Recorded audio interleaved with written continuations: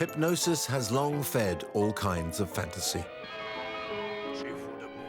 Some say hypnotists have fantastic powers of manipulation. Others just think it's a great big fraud. 90% of hypnotists are crooks of the worst kind. This suspicion is based upon the theatricality of parlor hypnotists, who are often thought of as stage magicians. Hypnotism shows remain fascinating, but recently, science has become very interested in hypnosis.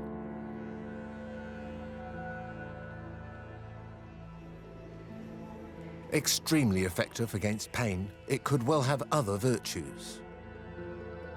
Now that it is recognized by science, hypnosis is revealing its fabulous powers. Calmly. More and more doctors and surgeons are turning to hypnosis as a complement to anesthesia during operations. It is used to treat phobia, addiction, and psychological trauma. It is also used for better self-knowledge or to go beyond our limits.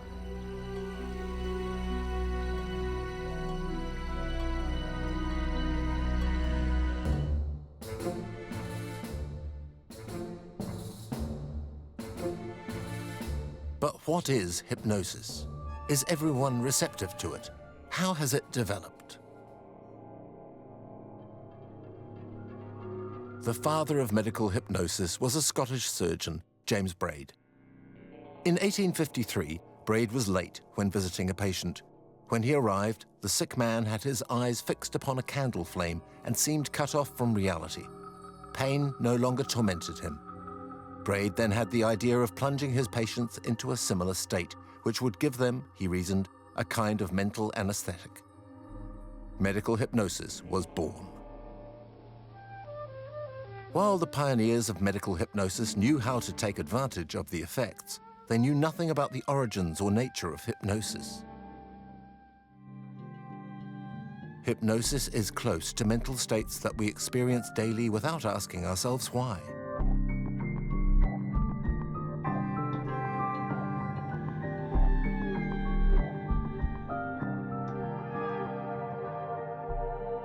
When our mind is absorbed in thought, lost in contemplation of a picture, or taking refuge in the past, we enter a state of consciousness that forgets about the surrounding reality. Hypnosis consists of provoking this mental disconnection. Perhaps you've already seen a blue sky with little white clouds sailing over it. Then the physician guides the patient's thoughts by making suggestions. And there, you might perhaps find the shape of an armchair, and you can take the time to settle yourself in it. For over 30 years, Marie-Elisabeth Feymonville and teams from the University Hospital of Liège have pioneered research into medical hypnosis.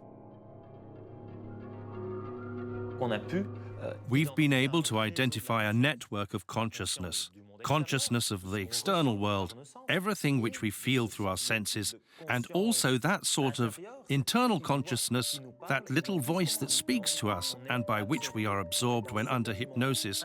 We are in a little internal world and disconnected from that which surrounds us.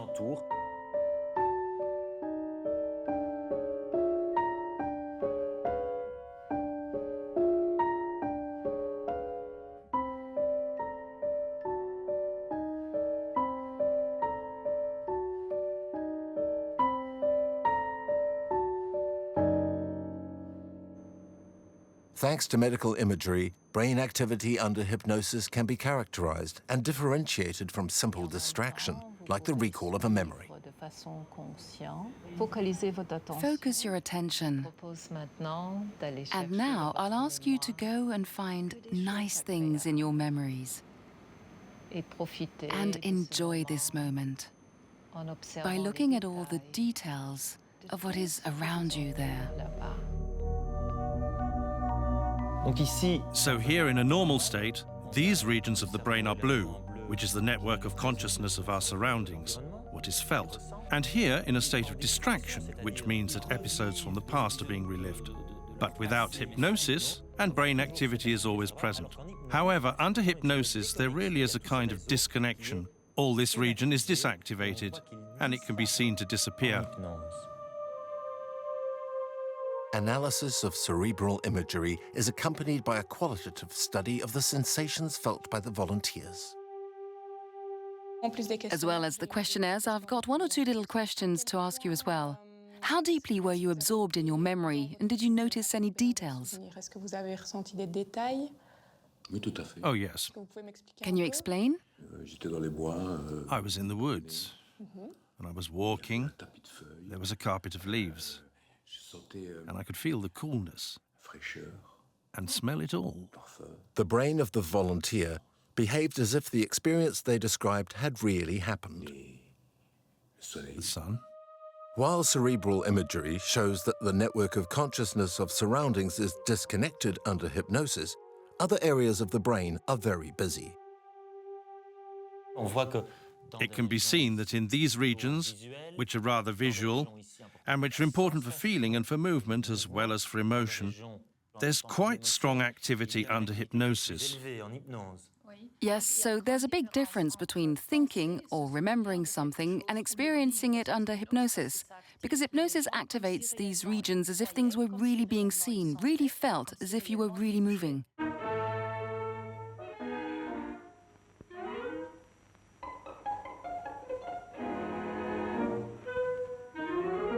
Hypnotic suggestion is capable of making us live through a mentally constructed experience, and so to modify our perception of reality.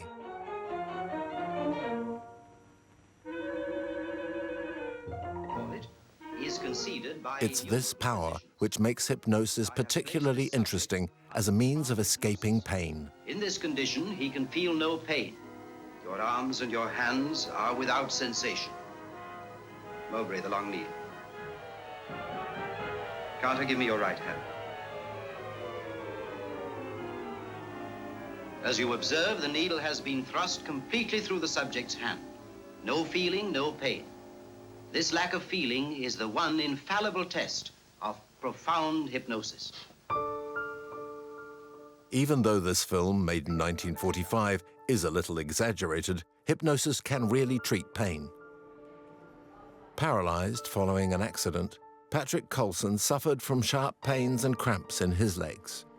Drugs and chemical treatments no longer helped. He turned towards hypnosis with Dr. Faymonville at the Liège hospital. Hello, sir. How are you?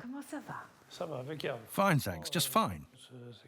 Really, it's a completely new life. Yes, completely. In terms of my pain, I can manage to get above it, to manage it more easily. So when I'm in pain... You do the hypnosis exercise. I do the hypnosis exercise. I can really feel it go. Socially, it's just nothing like before. I've got a real social life now. I was really bitter. I've dropped the level of drugs I have to take by around 50%. Oh, yes, you were taking a lot before. Huge. Good, and it's all thanks to yourself. And to you. Well, I may have handed you the keys, but you opened the door, and it's important that you know that. Hypnosis acts like an internal voice that modifies our perception of reality, reprogramming our perception of a situation or a sensation. As far as the perception of pain is concerned, we can see here all this network which lights up, which activates when we're in pain, in a state of normal wakefulness. Whereas under hypnosis, you can see that there's a lot less activity. A little brain activity can still be seen in the primary sensory cortex, so the subject is still feeling something, but it's being interpreted differently. There's less suffering, if you like, although there is always some perception of what's happening.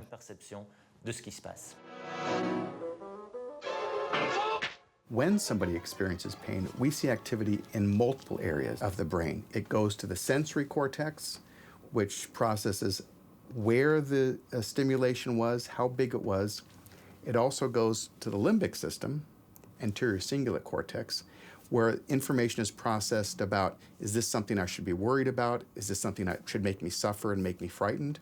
It also goes to the other parts of the brain, the frontal cortex, that processes, what does this sensation mean? Is it dangerous or is it okay? When all those work together to say the body is in danger, the brain then creates pain.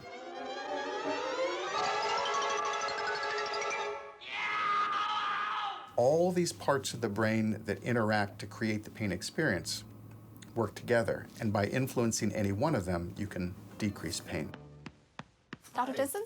Yes. Nice to meet you. Nice to meet you too. Welcome to the study. Thank you. Appreciate your participation. Here, let me take your coat. Oh, thank you. Dr. Jensen is trying to evaluate the effects of hypnosis on patients suffering from chronic pain.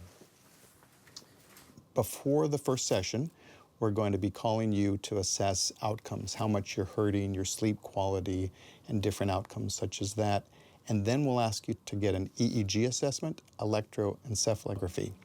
You'll come back and you'll have 4 sessions with me, and then after treatment have a second EEG assessment, because we anticipate that the treatment will have some specific effects on your brain activity. At the Cerebral Imagery Center, the patient taking part in the study has an initial electroencephalogram. This records a profile of the brain waves, which is used as a reference point before the first hypnosis session. And now you can imagine, you can experience any uncomfortable sensations as an image or an object. Perhaps it's a knot of ropes or a fire. Perhaps it's a color. Whatever image that represents those uncomfortable sensations. And in your mind's eye, you can place that object into a box. It's a thick, strong, insulated box. So those sensations are muffled. It's like they're farther away. After the hypnosis sessions, the patient returns to the imagery center for a new electroencephalogram. Okay, so today we'll be taking another recording to compare with the first one. Sure. When you came in before.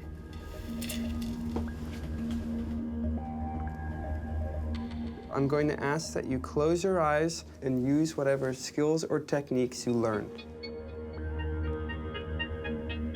EEG recordings allow us to understand the effects of hypnosis on brain activity.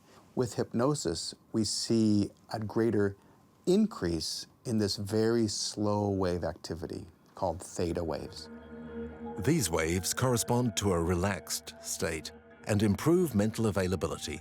One of the things we found in our studies is that many patients report not only that their pain is reduced, but they had these other beneficial effects as well. They're sleeping better, they feel more calm, they feel more in control of their emotions. How are you doing? That was very relaxing. So hypnosis has side effects, but they're universally beneficial. You compare that to medications for pain, such as opioids, that cause constipation, that cause breathing difficulties, that you can get a tolerance for, even addicted to. If there were a drug that produced the pain reduction benefits of hypnosis, plus gave you a sense of well-being, a sense of control, a sense of calmness, that drug would be a blockbuster. Everybody would be on that drug. You'd be a billionaire. But hypnosis is free. I mean, once you learn it, you have it. However, for 150 years, medicine has favored chemical and drug treatments for pain. The invention of anesthetics, such as ether in 1850, and then later nitrous oxide, opened the way to domination by chemical anesthesia, and medical hypnosis was forgotten. For several years, certain practitioners have been rediscovering its virtues, especially in anesthesia during surgical operations. At the Liège Hospital, Dr. Joyce has become a specialist in hypnotic anesthesia. Hello, madam. How are you? Before the operation, he goes over the key points he has established with the patient in a previous consultation. So I'm going to remind you that if you want a little definition of hypnosis, as I said yesterday, hypnosis is a modified state of consciousness. So it's not a dream, it isn't sleep, you remain conscious, and so you'll keep your perceptions and you'll feel the surgeon touching your throat. So it's a modified state of consciousness, and what modifies it will be a memory that you'll relive. It's really a natural process. This patient, who will undergo a thyroid operation, has opted for hypnosedation, which is a combination of hypnosis and local anesthetic. 8,000 patients have already been operated in this way at the Liège hospital. You'll feel this sensation of comfort spreading closer and closer, a little like waves making their way up a beach. Dr. Joris will, little by little, guide the patient to pleasant memories of an afternoon she spent bathing in hot springs that she has chosen to relive. While I'm moving your head a little, you can imagine that you're having a nice bath or a shower. And while your throat is being wiped with a cool liquid, imagine what you will feel is the shower water trickling over your throat, around your neck, over your shoulders. And as it runs over your body, it increases your feeling of comfort even more. And now what happens around you in the room doesn't matter to you anymore. You're just listening to my voice and the music. And while a piece of material is placed over your face, you'll just sit there calmly. Hypnosedation reduces operation stress appreciably, as well as the secretion of hormones linked to this. We've been able to show that under hypnosedation, the production of hormones is less than is released when a general anesthetic is administered. But what's even more astonishing and interesting is that when there is surgery, there is inevitably an inflammatory reaction. But we've been able to show that hypnosedation reduces the intensity of that inflammatory reaction.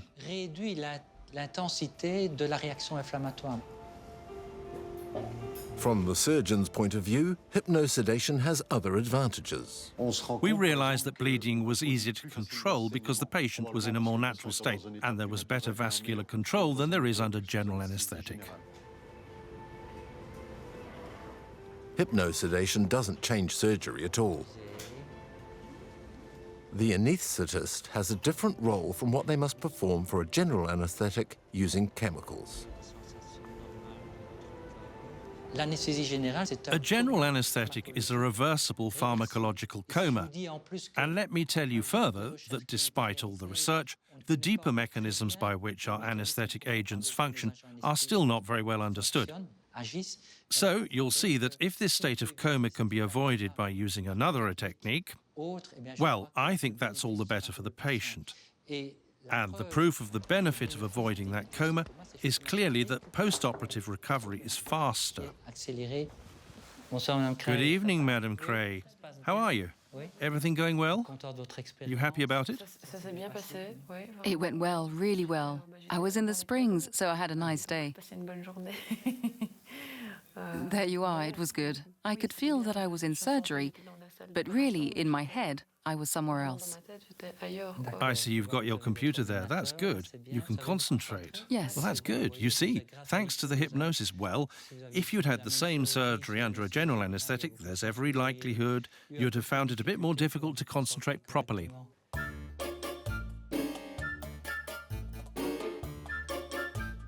In France, it was not until 2013 that medical hypnosis was officially recognized by the authorities. Dr. Jean-Marc Benheim convinced the Faculty of Medicine to create a specialized training cursus. More and more doctors are discovering this new approach.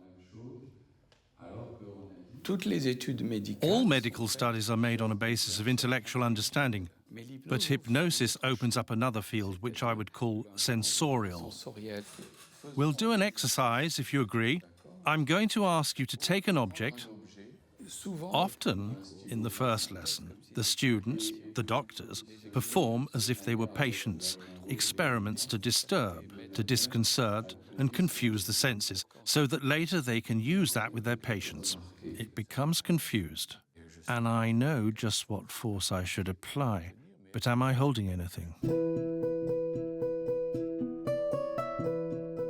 The keen interest of the medical world is a result of the beneficial effects of hypnosis that are seen daily by medical teams.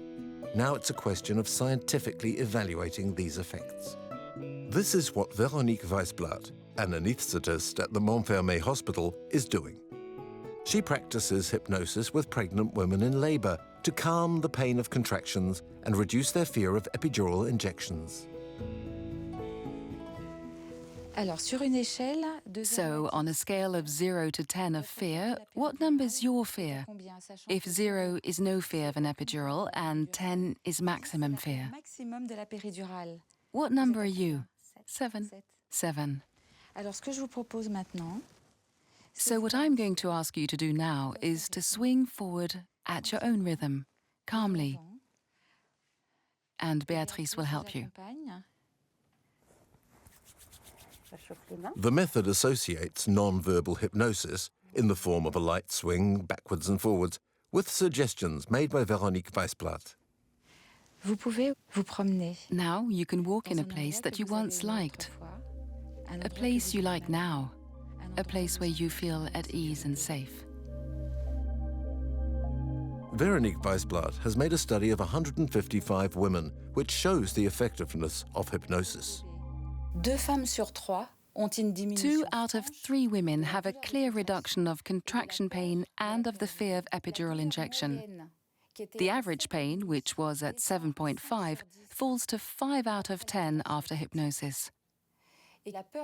And the fear of epidural injection, which was at 5 on average, falls to 3.2 for all the women. Evaluating the benefits of hypnosis interests official health institutions like INSERM in France. Juliette Guéguen is the coordinator of a report which has listed studies led throughout the world. While in Germany these studies have been given a lot of aid, in France they have had little support. And what means did you have to make this study? Goodwill? Everyone's goodwill, but absolutely no institutional financial help.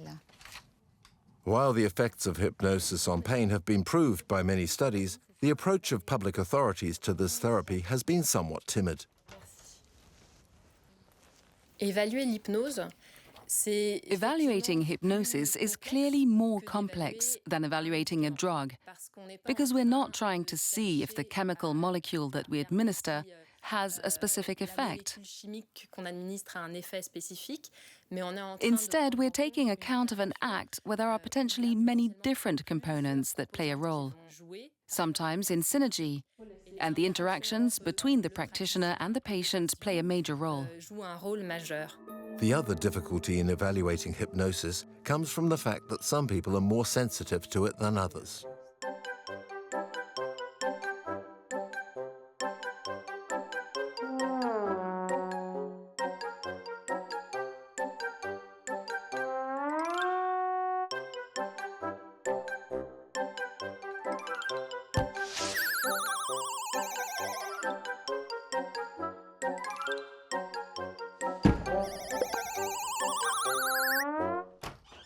So before using hypnosis, it's a good idea to test the hypnotic sensitivity of the subject. We have developed a test that we can use both in research and clinically to reliably determine how hypnotizable a person is. And what that involves is a brief induction into hypnosis and then a series of instructions for a hypnotic-like response to verbal suggestions. So you get a score from 0 to 10 that is a reliable measure of how hypnotizable the person is. Just a little bit. Look up, all the way up. As you keep looking up, slowly close your eyes. Close, close, take a deep breath. This is an exercise in your imagination. Just imagine your hand to be a big buoyant balloon and let it float upwards higher and higher as the rest of your body feels heavy and relaxed. Can you describe what that feels like, Patricia? It feels like kind of like wind is pulling it up. Does your left hand feel as if it's not as much a part of your body as your right hand? Left. It does feel that way. It does feel not as much a part of your body.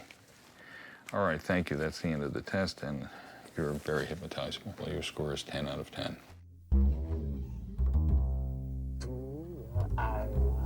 Closing and 3. What a sleep. There are reliable and very stable differences between people in how much they're able to experience hypnosis. So about 10% of the adult population is extremely hypnotizable.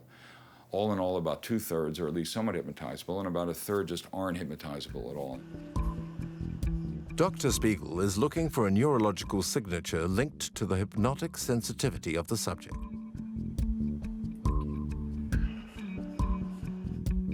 Hi, Josh. How are you doing? I'm great. I'd like you to relive a recent vacation that you had. Can you tell me what vacation that might be? Sitting on a hammock in Jamaica, looking out at the ocean. Good. Well, just take a few moments to enjoy it. Recordings reveal a particular quality in strongly hypnotically sensitive subjects. The question we were trying to answer was, is there something different about the activity of the brains of people who are high versus those who are low in hypnotizability? So the conclusion was that the coordination between these two regions, where we worry about what to do and we plan and conduct activities, is more coordinated among high hypnotizables than it is among low hypnotizables. And that can help explain the absorption you get in hypnosis, where you're just fully engaged in what you're doing and you're not worried about whether you should actually be doing something else. All right, make a fist again with us. So a person who is very sensitive to hypnosis doesn't judge the experience offered to them and fully participates in it without analysis, with no other thoughts. Good. Take a deep breath.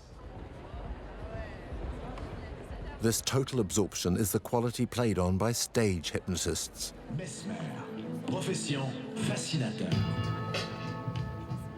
Mesmer, the famous Canadian hypnotist, selects the most sensitive subjects in the audience and makes his show with them.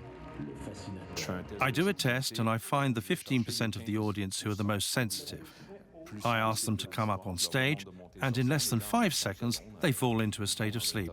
And that's a technique which I've developed over the years. I don't even need to touch them now. I look at them and hup, they fall asleep.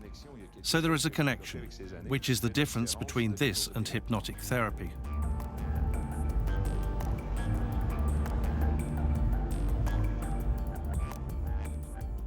On stage, my hypnosis is a bit deeper, where I try to raise consciousness so that the dream is even more intense for them. So if I tell them on stage that it's cold, they will really feel the cold. It's 0 degrees, and you're starting to feel cold, colder and colder. The person enters a somnambulist state of hypnosis. They can do things, they can see people around them, can hear sounds about them, but at the same time, they're in the dream that is offered to them. They're in the imaginary world that is offered to them. And now open your eyes and see where we are. Ah, we've gone back to the Stone Age. We're all Cro-Magnon men, with little legs, little arms.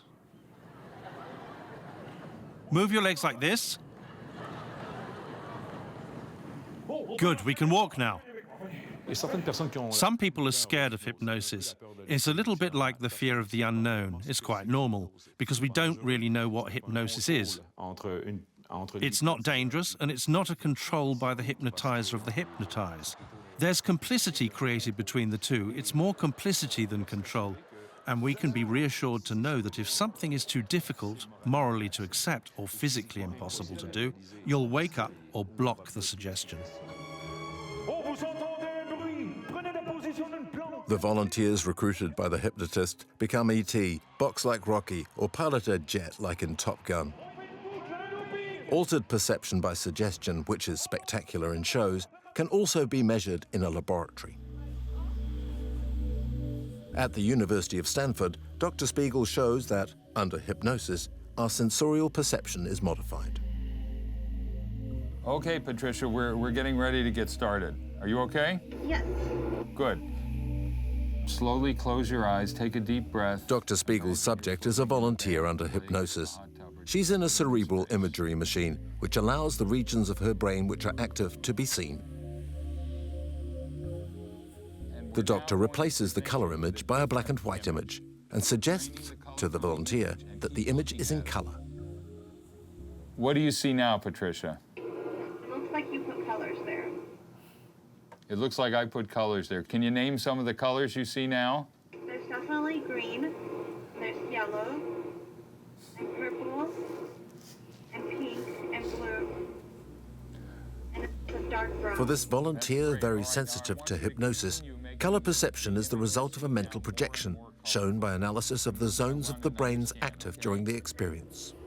What the study showed was that when we gave the hypnotic suggestion that they were looking at color when they were actually looking at black and white, we showed an increase in blood flow in the color processing regions of their brain. So believing was seeing.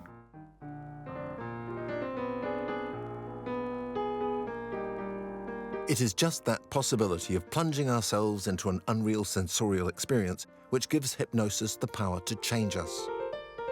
Its field of application could be very wide: losing weight, stopping smoking, getting over a phobia, managing stress, beating repetitive mannerisms. Never before has hypnosis been so much in favor. The reticence associated with hypnosis is fading, and an ever-growing public is becoming interested in it. Hi, Tina. Come on.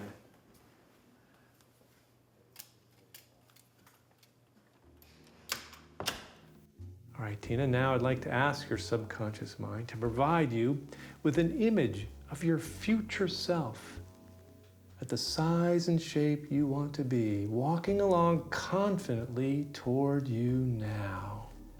She has lots of energy. And as she sits down next to you, imagine she places her hand on your arm or shoulder for support, to continue making healthy food choices, for moving your body, for just taking better care of yourself. When a person comes to see me, I promote hypnosis as a tool, not as an open-ended kind of therapy. So usually I will see a person for 1, 2, or 3 sessions, depending on what they're coming in for. And rather than come back to me for reinforcement, I want them to have the results in their own environment, and so I provide them with the recording, and that helps to reinforce the changes. Okay, Tina. The more you relax, Tina, the more your body trusts you. Sometimes the body stores fat as protection or insulation from other people or feelings. So it's very important that you feel completely safe and relaxed inside here, so your body will release that extra fat naturally. The more that hypnosis takes into account the needs, personality, and background of each person, the more effective it is. Techniques, the things said, and the images used vary from person to person. Not bad. In the case where a person needs motivation to exercise, for instance, or to feel more energized, I will use the active hypnosis to amplify that second wind to help the person feel like they are getting stronger. Pedal continuously.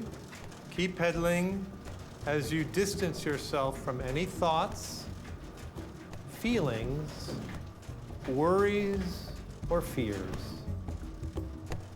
Ken is using dynamic hypnosis with Naomi, a patient who managed to stop smoking but has since developed an addiction to electronic cigarettes. You are now recharging your body with the constant motion of your legs, filling it with energy. Pay attention to how good that feels. We are often caught up by particular ways of looking and experiencing ourselves. And what hypnosis often allows us to do is it allows us to actually look at ourselves from a different vantage point.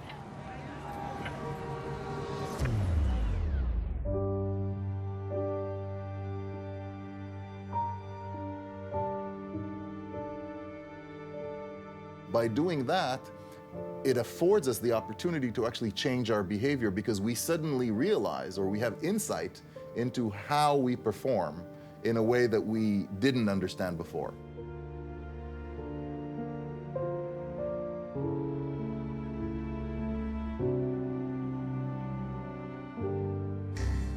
Hi, everybody. Let's get this experiment going. Professor Raz has developed an experiment which shows that hypnosis can modify the sensorial cognitive processes of our brain which act without our knowledge.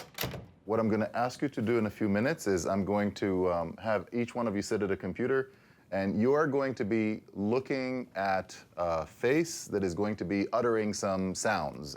Your job is to look at the images, listen to the input that you get over your headphones, and basically note down whatever it is that you're hearing. What Professor Raz doesn't tell the volunteers is that the only sound heard in the headphones is ba, while in the picture, the speaker pronounces other syllables, such as pa or fa.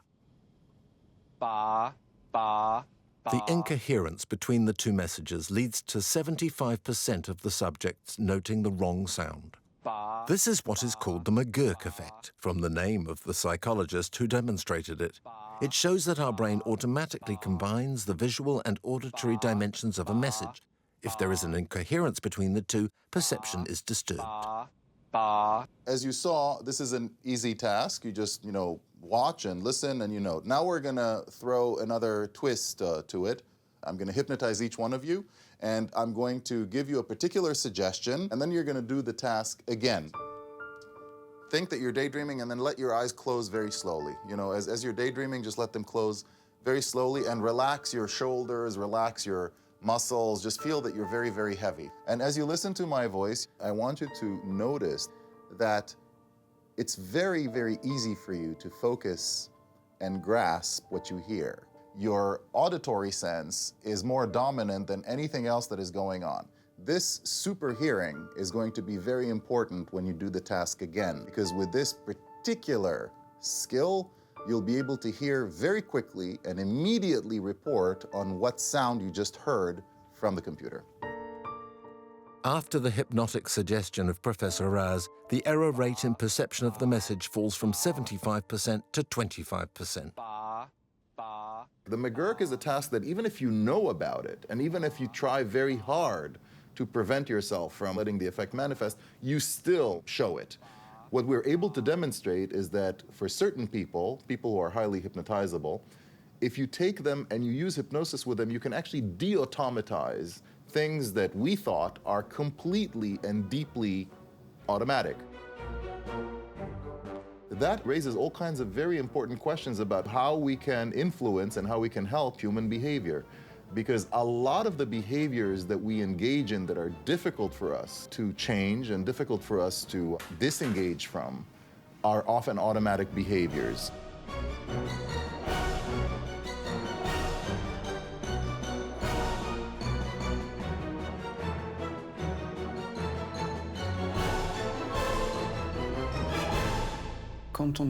When we question a smoker, they know it's expensive and it kills, and it has a nasty taste, and reason has no place in it, so it becomes irrational. The person must feel that the reflex which will heal them doesn't come from reasoning, but from a corporeal perception. So in the end, hypnosis makes the body reappear along with its sensations. To sum up, hypnosis makes you feel more than understand. Dr. Adrian Chabosh stimulates release for this patient who is suffering from stress episodes. There are zones of the body which can feel the effects of stress and tension. And when you feel there is a tension, okay, there you are. Release. See what there is that's pleasant or interesting in that release.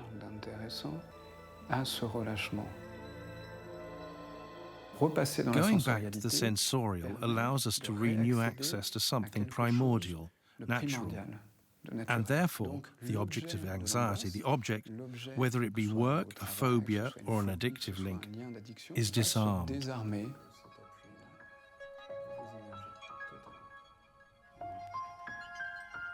So that a subject can feel what opens them up to suggestions without rationality forming a barrier, their brain has to have access to a very special degree of consciousness.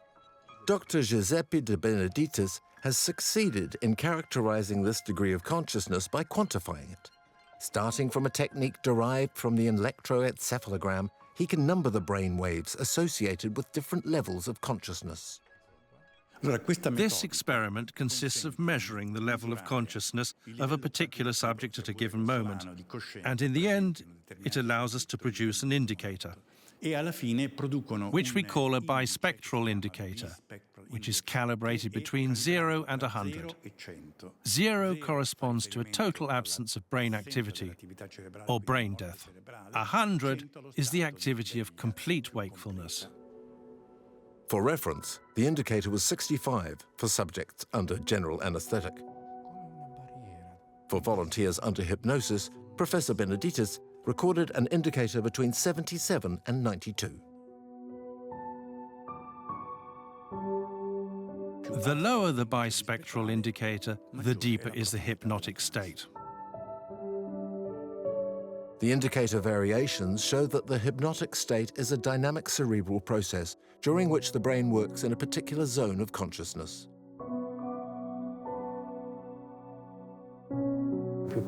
Your body is very heavy, like your left arm, which I just let drop, and you are resting as deeply as you ever rest. But time is frozen. I imagine the remote control for life has been paused. This intermediate zone of consciousness between sleep and wakefulness allows our brain to function in another way. A situation can be experienced or lived through mentally without the filter of rationality. The power to imagine an action and to visualize it under hypnosis is requested more and more for the mental preparation of high-performance athletes. Dr. Singer is a well-known specialist in applied hypnotism in the world of sport. High-level athletes like Kyla Ross, Olympic champion and world gymnastic champion, come to him. One thing we know is that anything you do mentally translates physically very quickly. So the mind always controls the body. So if we do something very powerful and very positive for the mind, it will help the body. So a lot of times an athlete needs to use hypnosis in order to perform physically to their best consistently.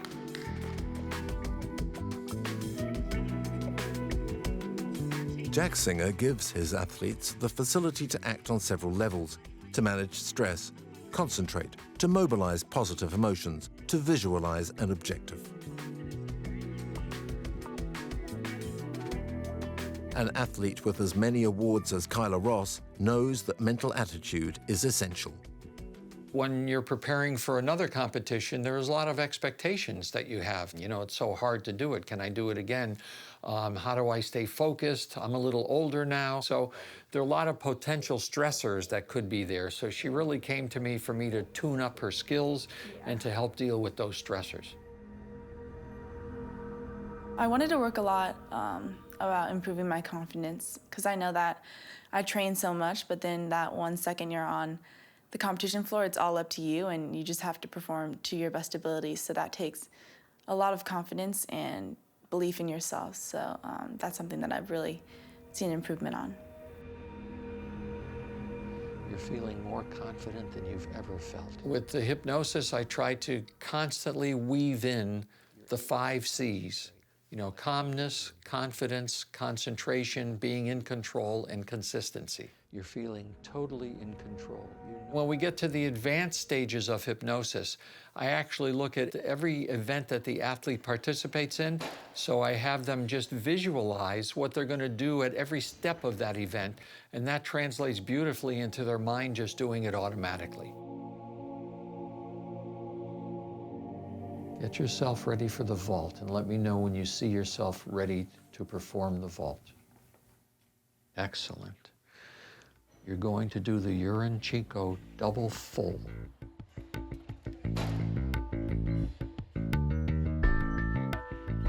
So excited, so pleased with yourself, so happy with yourself.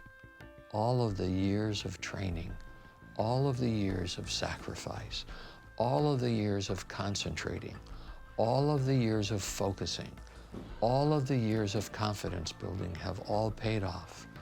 You have performed magnificently, and you're so proud of yourself. Everyone is so proud of you. To prepare for challenges which demand 100% of his physical and mental resources, Bertrand Piccard also turns to hypnosis. I began hypnosis when I needed to prepare my sleeping and waking rhythms for my first transatlantic balloon race. I was very scared, and my fellow team member was too, that we'd be attacked by fatigue and incapable of recovering. And then I started to take hypnosis courses. Without knowing all about it, it was simply to be able to manage sleep. Hypnosis has always had a magic side in people's minds, and it was the same in my own head when I began. And in fact, what is magic isn't the hypnosis, it's the human being when they move out of their comfort zone and they can have the tools to relate better to themselves with their own internal resources.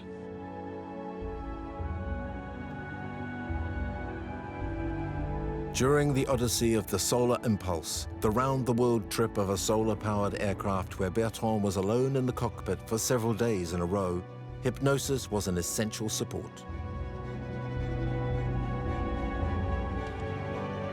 It helped him to remain concentrated, to control different situations, manage his stress, and especially, thanks to it, he could optimize his short rest periods.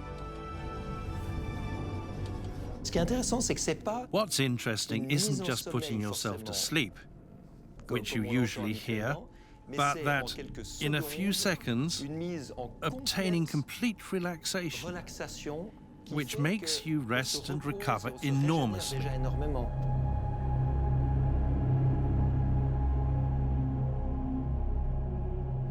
During training in the flight simulator, I was fascinated to see that the moments when I recovered best were in a hypnotic state, without sleeping, and that this was a lot more effective than when I really slept.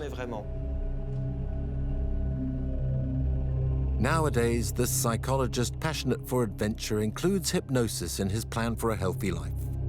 Hypnosis is something you can include in your daily life. You don't have to go around the world in a solar aircraft or a balloon.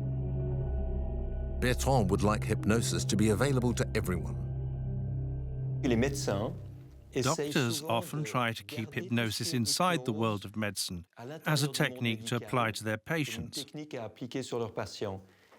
I'd like to see the contrary. I think hypnosis should be taught to as many people as possible, and first of all to children so they can prepare their exams with it or have less fear of life, or manage their relationships with their parents and friends. It's something that should be taught, which has to be developed, which should be accessible to all. In this spirit, the Hypnosis Training Institute, created by Kevin Finel, offers public sessions open to all who want to discover hypnosis. Sit yourself down. Have you ever practiced hypnosis? No, not really. All right, not consciously at any rate. No. All right.